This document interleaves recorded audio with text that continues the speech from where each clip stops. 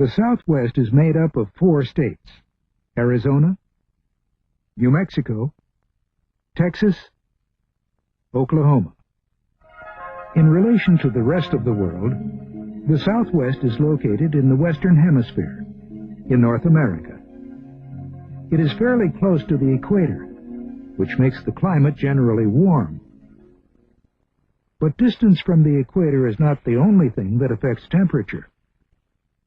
Sometimes, while the people of Sunray, Texas, may bask in sunshine and moderate temperatures, the people of Taos, New Mexico, may be very cold. Even though Sunray and Taos are about the same distance from the equator. The difference is that Sunray is lower, in the desert, where it is hot and dry most of the time. Taos is up in the mountains. The higher you go, the cooler it gets. The most prominent landform in the Southwest is the Rocky Mountains. Other important landforms are the coastal plain, the low, flat area bordering the Gulf of Mexico, and the Great Plains, a low, flat, wheat-growing area, which runs all the way up into Canada.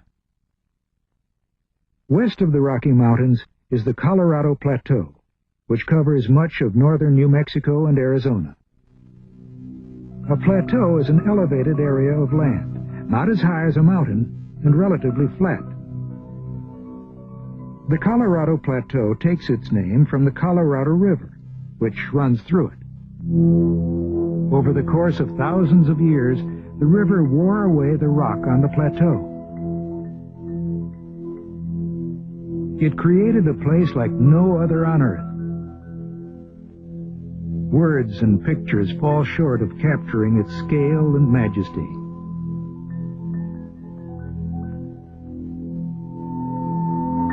This is the Grand Canyon. Water helped shape the Grand Canyon and continues to play other roles in affecting the physical landscape of the Southwest. Other important bodies of water are the Gulf of Mexico and the Rio Grande River.